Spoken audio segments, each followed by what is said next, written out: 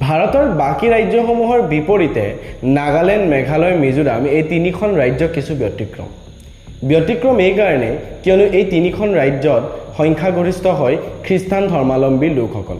এই তিনিখন ৰাজ্যৰ ভিতৰত নাগালেণ্ডত খ্ৰীষ্টান ধৰ্মাৱলম্বী লোকৰ সংখ্যা ৮৮%, মিজোৰামত ৮৭% আৰু মেঘালয়ত ৮৩%।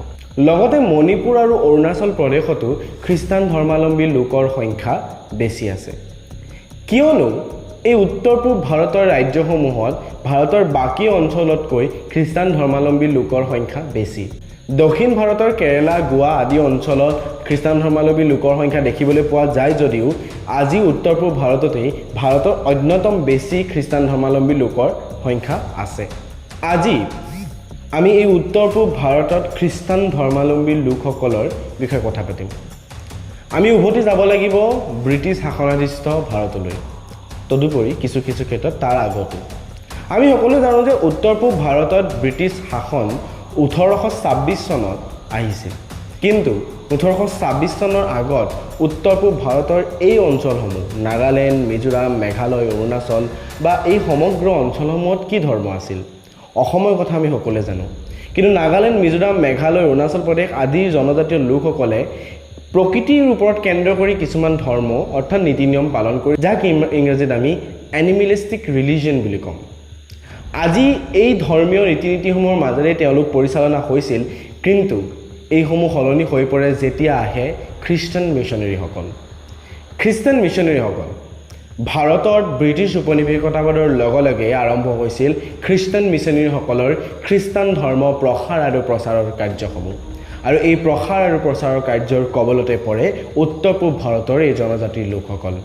আজি নাগালেণ্ডৰ ৮৮% খ্ৰীষ্টান ধৰ্মাৱলম্বী লোকৰ গৰিষ্ঠ সংখ্যকেই জনজাতীয় লোক, পাহাৰীয়া লোক।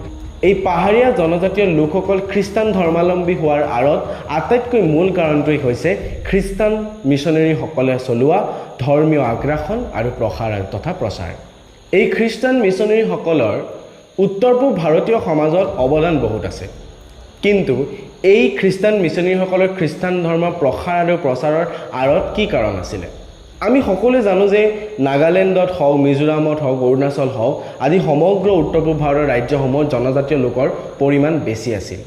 সেই সময়ছোৱাত আমি যদি কওঁ 1826 চনৰ পিছত অসমৰ সমগ্ৰ অঞ্চলটোতেই আটাইতকৈ বেছি লাভৱানযুক্ত এক খেতি আৰম্ভ হয়, সেয়া হৈছে চাহ খেতি।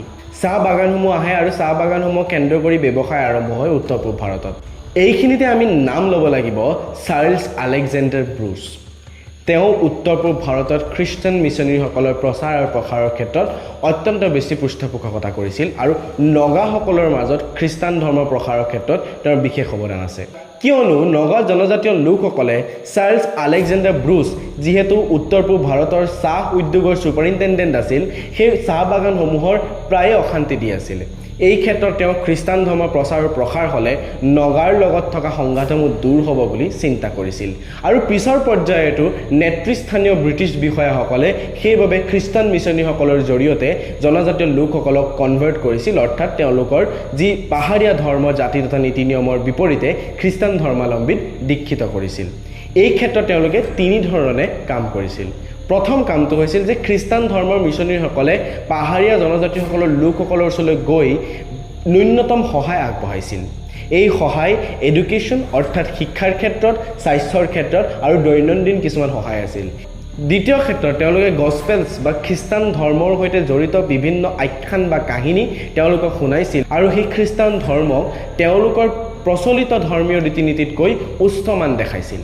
তৃতীয়তে জনজাতীয় লোকসকলক লাভৱান হোৱাতকৈ তেওঁলোকে যি সহায় প্ৰদান কৰিছিল, লগতে খ্ৰীষ্টান মিছনেৰীসকলে তেওঁলোকৰ মাজত থাকি লৈছিল আৰু তেওঁলোকৰ সাংস্কৃতিক ক্ষেত্ৰত তেওঁলোকৰ উন্নয়ন সাধন কৰিছিল। এই ক্ষেত্ৰত আমি বিশেষভাৱে উল্লেখ কৰিব লাগিব এজন খ্ৰীষ্টান মিছনেৰীৰ নাম। তেওঁৰ নাম আছিল থমাছ জনছ, যাক কোৱা হয় খাচী লিপিৰ জনক বুলি। তেওঁ সেই খাচী লিপি অৰ্থাৎ আমি ইংৰাজীত ক'বলৈ গ'লে খাচী এলফাবেটটো তেওঁ ৰোমান এলফাবেট ব্যৱহাৰ কৰি খাচী লিপিৰ উদ্ধাৰ কৰিছিল আৰু তেওঁক সেই খাচী লিটাৰেচাৰ আৰু লিপিৰ ফাদাৰ বুলি কোৱা হয়। গতিকে এই ক্ষেত্ৰত খ্ৰীষ্টান মিছনেৰীসকলে ভিন্ন ৰূপে অৱদান দি তেওঁলোকক খ্ৰীষ্টান ধৰ্মৰ প্ৰতি আকৰ্ষিত কৰি তুলিছিল। উত্তৰ পূব ভাৰতত খ্ৰীষ্টান ধৰ্মৰ প্ৰসাৰৰ ক্ষেত্ৰত বহুতো মিছনেৰী তথা ব্ৰিটিছ বিষয়াৰ অৱদান স্পষ্ট আছে। পিছৰ পৰ্যায়ত আমাৰ অসমীয়া মানুহো কিছু খ্ৰীষ্টান ধৰ্মলৈ দীক্ষিত হৈ পৰে আৰু সেই অসমীয়া মানুহো গৈ পিনি নাগা হিলছ হওক বা নেফা হওক তালৈ যোৱাৰ আমাৰ দৃষ্টান্ত আমি পাওঁ। বা বেংগলৰ পৰা খ্ৰীষ্টান মিছনেৰী আহিও কিন্তু উত্তৰ পূব ভাৰতত খ্ৰীষ্টান ধৰ্মৰ প্ৰসাৰৰ আমি দৃষ্টান্ত আমি পাইছোঁ। খ্ৰীষ্টান মিছনেৰী তথা খ্ৰীষ্টান ধৰ্মাৱলম্বী লোকসকলৰ জৰিয়তে যি প্ৰসাৰ হৈছিল সেই ক্ষেত্ৰত উত্তৰ পূব ভাৰতত সাংস্কৃতিক ক্ষেত্ৰত সাহিত্যিক ক্ষেত্ৰত বহুতো বেছি অৱদান আছে। কিন্তু আৰু এটা কথা, খ্ৰীষ্টান মিছনেৰীসকলৰ জৰিয়তে যি কনভাৰ্জন হ'ল অৰ্থাৎ যি দীক্ষিতকৰণৰ প্ৰক্ৰিয়া হ'ল তাৰ ফলস্বৰূপে কিন্তু আমাৰ এই জনজাতীয় লোকসকলে পৌৰাণিক ধৰ্মীয় ৰীতি নীতিবোৰ হেৰুৱাই পেলালে। তেওঁলোকৰ পৌৰাণিক ধৰ্মৰ ৰীতি নীতি হওক সাংস্কৃতিক ক্ষেত্ৰসমূহ হওক সেই ক্ষেত্ৰসমূহ তেওঁলোকে পাহৰি পেলালে। এই ক্ষেত্ৰত আমি খ্ৰীষ্টান মিছনেৰীসকলৰ যি প্ৰসাৰ আৰু প্ৰচাৰ তাৰ এক ঋণাত্মক প্ৰভাৱ দেখিবলৈ পোৱা যাওঁ। তাৰ বিপৰীতে ধনাত্মক ক্ষেত্ৰত সাহিত্যৰ ক্ষেত্ৰতে হওক বা অভিধান প্ৰণয়নৰ ক্ষেত্ৰতে হওক বা লিপি প্ৰস্তুতৰ ক্ষেত্ৰতে হওক ইতিহাস পুনৰুদ্ধাৰৰ ক্ষেত্ৰতে হওক খ্ৰীষ্টান মিছনেৰীসকলৰ অৱদান আমি নুই কৰিব নোৱাৰোঁ।